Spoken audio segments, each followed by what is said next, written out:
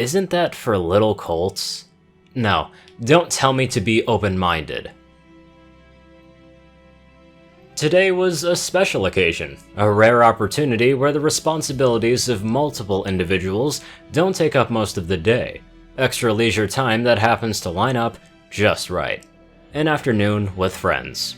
For the main six, it seemed like forever ago since they last went out and spent time together. Sure, they would often see and interact with another in passing, or sometimes assemble to stop a world-ending threat. However, during none of those times were they all there, nor was it for the R&R. 1 lump or 2. Just 1 sugar cube, sugar cube. Levitating the teaspoon with her magic, Rarity delicately scooped up a sugar cube from its container and floated it over to Applejack's cup. With a dip from the handle, the cube fell in without a splash, leaving only a single ripple on an otherwise calm surface. Show off, Rainbow Dash said, smirking. The unicorn didn't look her way, instead bringing the teaspoon back into the container, all while having a smug smile of her own. I call it a valuable lesson. Perhaps one day you too will learn the merits of going nice and slow.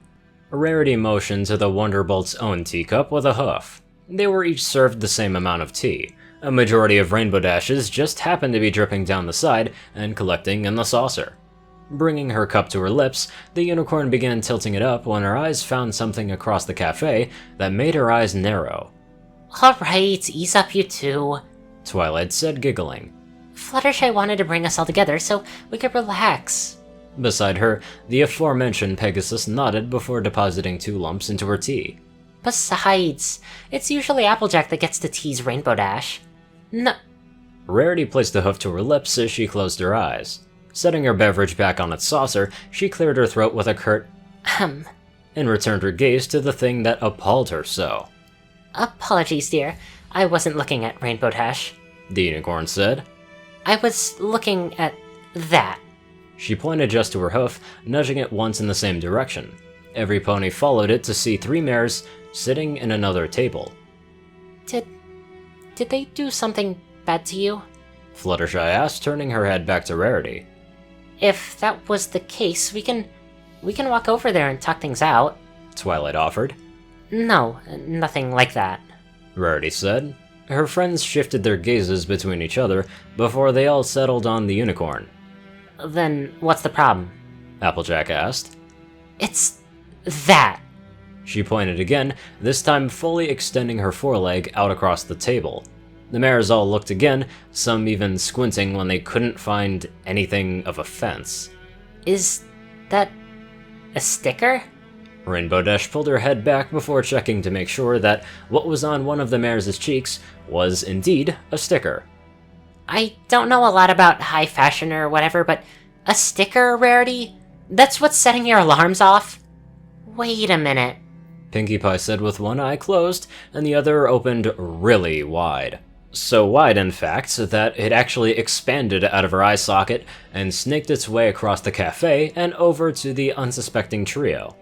When the end of her organic periscope was within a few inches of the sticker, one of the mares pointed at it and screamed, causing the other 2 to panic. As they hastily picked up their bags and scurried away, the pink mare's eye shrank back into her head to the tune of a slide whistle. That wasn't just any sticker, the pink pony began, ignorant of the wary looks that their table was getting. That was a sticker of Carl Kruger's face. Carl who now? Applejack asked. Carl Kruger, ethical business owner and professional face smasher. He's one of the characters in Battle Buddies. It's a comic that I've been reading, Pound Cake. A little Colts comic, I might add, Rarity said. One filled with these fictional creatures known as humans, hairless bipedal apes, that go around causing all sorts of violent nonsense. Now, why would a fully grown mare be going around with something like that on her face? Applejack said. She's a humare, darling. Upon realizing what came out of her mouth, Rarity visibly gagged. Apologies. Twilight raised the hoof and began talking in her lecture voice. Actually, it's not as bad as you put it, Pinkie Pie said. The unicorn redirected her disgust towards her while the apple farmer raised an eyebrow. Sure, the series is known for glorifying the use of combat through its non-pony characters, but past all that, you'll find that the purpose of each conflict is to teach a valuable life lesson in the end. Pardon? Applejack, Rarity, and Twilight said. It's super interesting how they weave violence and morals together, combined with amazing art and visuals that just pop out of the page. Everything just works. Now, I won't say that there isn't any off issues where the message is either undermined or barely makes its mark, but overall, I'd say it's worth taking a look for yourself.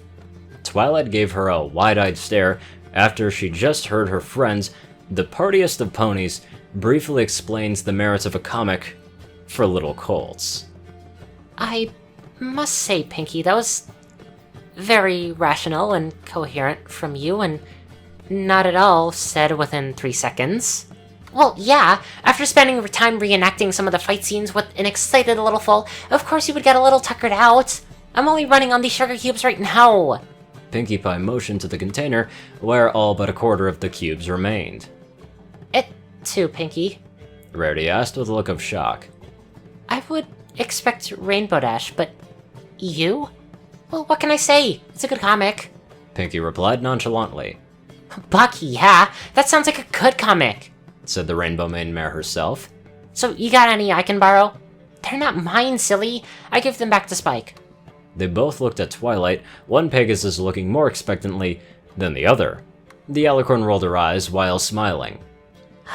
Alright. I guess I can go see if Spike can part with his comics for another day. Or two. Across from her, Rainbow Dash pumped a hoof into the air, muttering a silent, "Yes!" All the while, a white unicorn gave the two of them an unamused look. In the meantime, Pinkie Pie began rummaging through her bag, her tongue sticking out of the side of her mouth. Aha! She held 3 comic books into the air, the front covers displaying said bipeds in valiant poses or pre-combat arrangements. With both ponies standing on their chairs and reaching over the table, Pinkie Pie gave them to the Saiyan mare before retreating to each other's seats. I got my own copies of the first 3 issues so I could read them to Pound. Those 3 are his favorite. Oh, wicked! The cover art alone is enough to make me want to read! Stars twinkled in Rainbow Dash's eyes as she stared at one of the covers. 2 muscular humans with their faces inches from each other and their right arms cocked back. Upon realizing which issue her friend was gawking at, Fluttershy's face lit up. Oh, is that the 3rd issue? A Sanctuary Struggle? Rarity nearly choked, after deciding she was just going to block out any talk about battle buddies and instead taking a sip from her tea. A bit of coughing, and sputtering later, she stared at her normally benign friend. Fluttershy? Oh, The Pegasus looked down and shuffled her hooves. I might have taken an interest in a couple days ago. How in the world, darling? You are the last pony I would expect to find enjoyment in such gratuitous violence. I don't exactly enjoy it, but... She looked at the curious faces of her friends and brushed aside the lock of hair that was threatening to hide one of her eyes. There's something about seeing some pony, someone fighting for just values and morals that I just can't ignore. They might not have as high of a stake like we have when saving Equestria, but seeing these characters going through similar struggles like us, I can't help but relate to them. When Fluttershy ended explaining herself, she looked at the faces of her friends again, most of whom seemed a little more understanding. She then turned to face Pinkie Pie and made a high-pitched yelp, nearly jumping out of her seat. During her talk, the pink mare slid ever closer to the Pegasus, eyes narrowing and smile growing just as slowly. Without missing a beat, Pinkie said in a knowing tone, You recognize number 3 because that's when Bailey Barnes helped free all those animals, don't you? Having recovered, Fluttershy faced the intruding pony again, both hooves on her heart. But no, She said to no avail. The pink pony gaze remained on her, causing her to gulp. Maybe. Okay, yes. Ha! I knew it!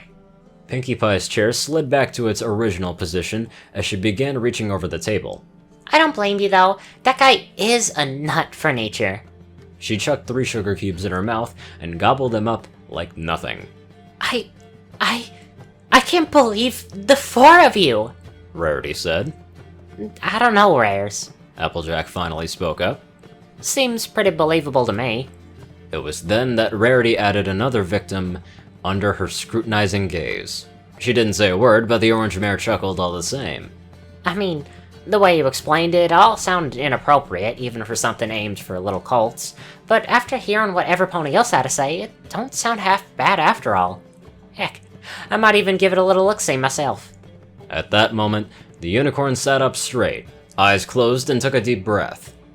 Can we move on to a different subject? She said, lid still down. Her friends had a brief chuckle before agreeing to do just that, starting with Applejack. I suppose I still need to taste this tea you made me, the apple farmer said.